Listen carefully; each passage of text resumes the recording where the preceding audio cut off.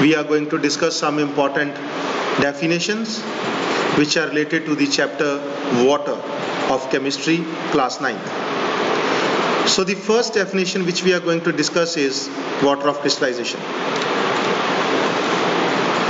Water of crystallization is the fixed number of water molecules that are in loose combination with one molecule of a salt. These fixed number of water molecules are called water of crystallization. The salts which contain these water of crystallization can also be termed as hydrated salts. Now let's see with the help of some examples.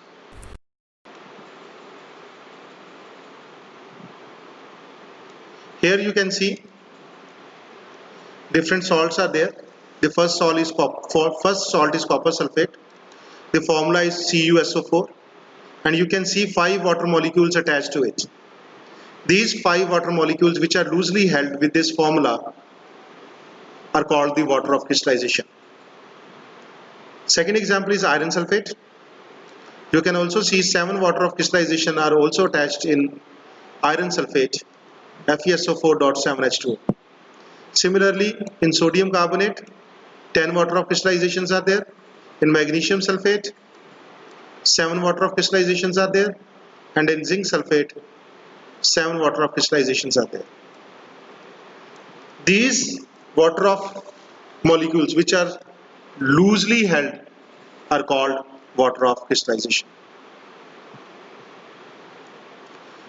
Moving on further, some other definitions are hydrated and anhydrous substances.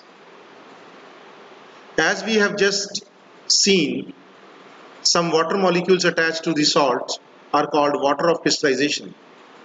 And if there are certain substances which do have these water of crystallization with them, then those substances are called hydrated substances.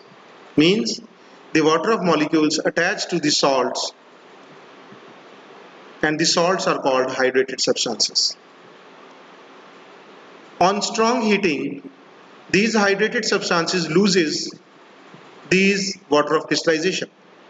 Means when these water of crystallization are lost, now there is no water molecules attached to the salt, then the salts are without the water of crystallization. Then the salts without water of crystallization are called anhydrous substances.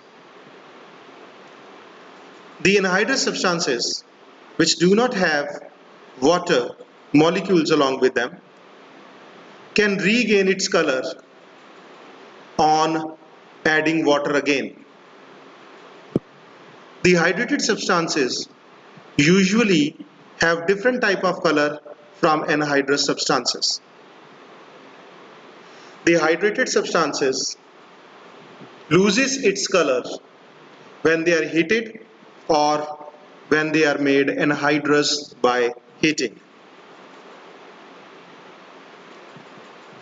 Moving on further, we are going to discuss the another definition called deliquescent substances.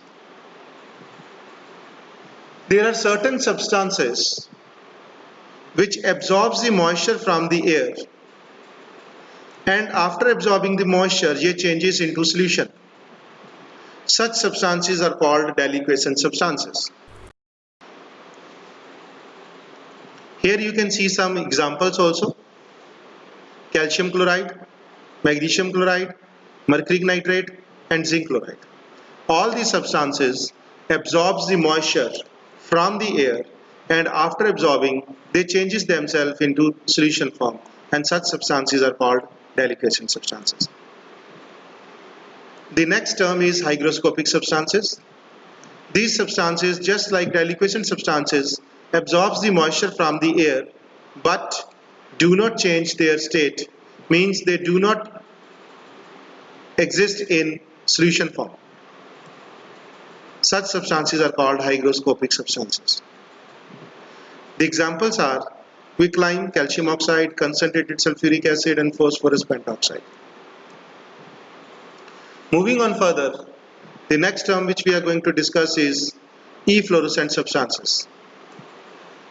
These are the substances in the form of crystals and they are having water of crystallization with them. These substances loses water of crystallization and they changes themselves into powdery form or crystals. Such substances are called efflorescent substances. The several examples are blue vitriol, gypsum and sodium carbonate. All these substances do have water of crystallization in them, and on exposing to the moisture or when exposed they loses these water of crystallization and they become dry, and these substances are called efflorescent substances.